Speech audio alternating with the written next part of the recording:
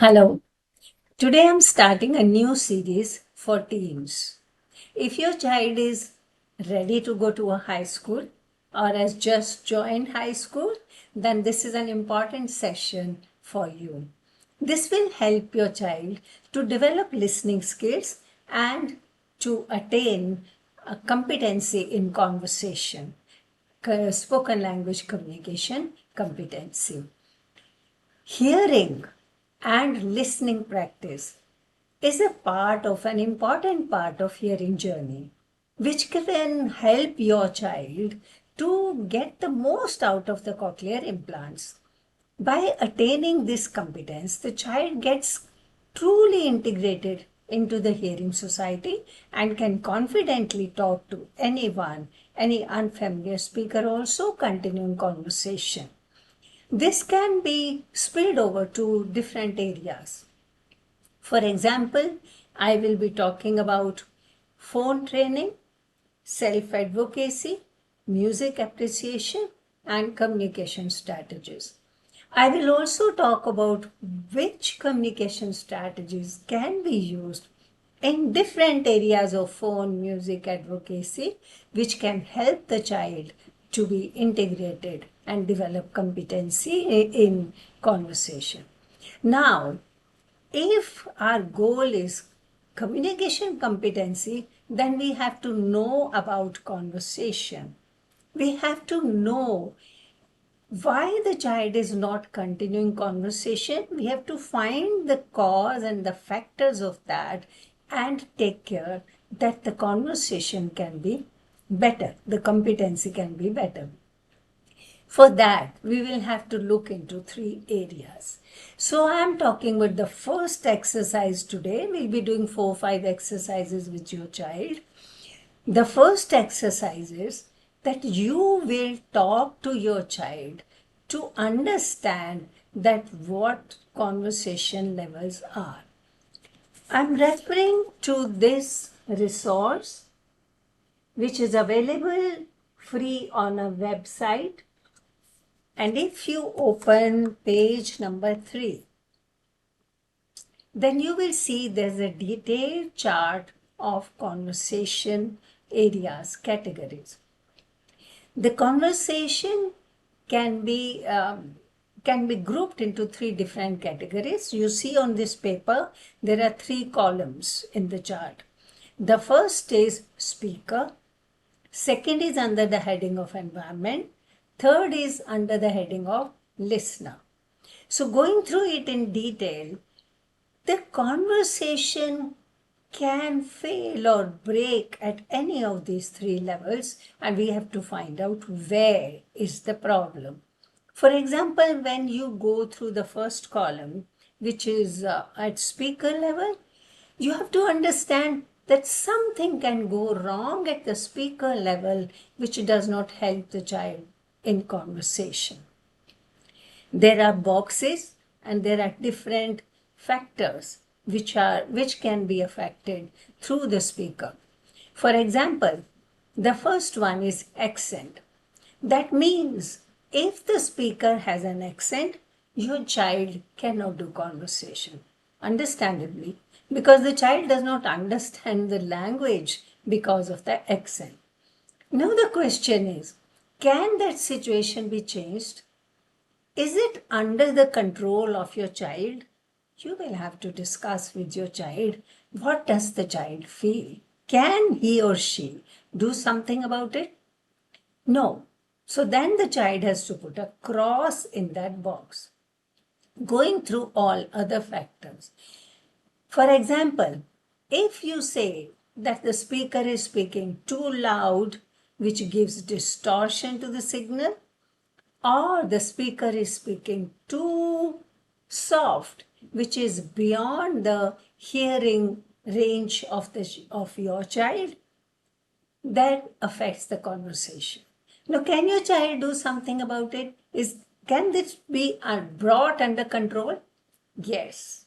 Through communication strategy, your child can tell the speaker that please speak little softly because I can't understand.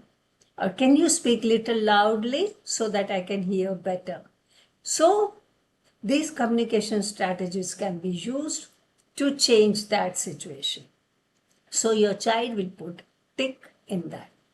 Again, if the speaker is chewing something, eating something, eating some food and talking, or chewing gum and talking, then the box is there. The child has to put a tick mark in that, whether it can be controlled or not. Again, if the speaker is speaking too fast, it will affect conversation. Or the speaker is speaking too slow, breaking every word, then also it will affect.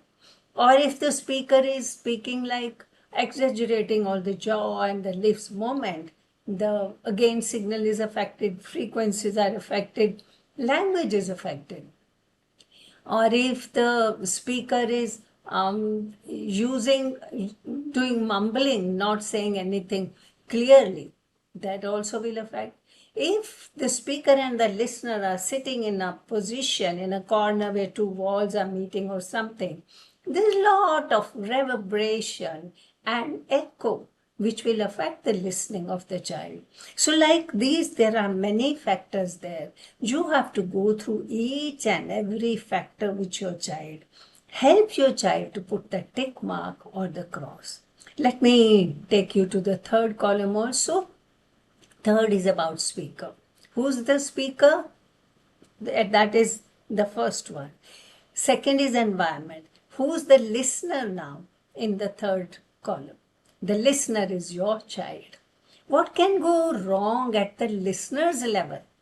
There can be many factors. For example, if your child is not physically well, is tired, is not feeling well, the child will not be able to concentrate on speech and language or conversation and wants to take some rest. The child gets cognitive load. So therefore it will affect the conversation. If your child is mentally upset, maybe frustrated, maybe angry, maybe had a fight with someone, or maybe some stress, something bothering, the conversation will be affected. If the topic of the conversation is not relevant to the child and child is not interested in that particular topic, or the child doesn't want to talk to that speaker, the child doesn't like that speaker and is not listening, not paying attention. The speaker again has to be careful about all this. Now the listener might be distracted by visual distractions or auditory distractions, so cannot continue conversation.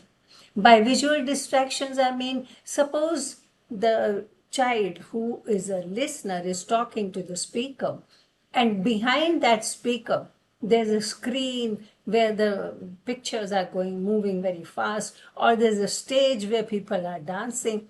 Naturally, the child will be more interested in that and will be distracted. Or if there is a background noise where the speech of the speaker is camouflaged by the noise, then the child cannot understand. If the child is not even a good listener, is not used to listening all the time, not wearing speech processor full time, is not learning incidental language, then of course it will be affecting the conversation. So what you need to do is sit with your child, go through it, this all chart, at the child's pace without rushing the child, helping the child to think and decide where to put tick and where to put cross in all the boxes. You will notice that in the end there will be more ticks than crosses. And that will make the child realize that continuing conversation is in the power of the listener, not the speaker. So at that level, you will have to work. So at this level, please go through it. Complete this assignment with your child, this exercise, I would say, with your child. And if you have any question or comment or you don't understand, please write in the comments so that I can explain it to you before you come for the next session so that we move on to the second exercise.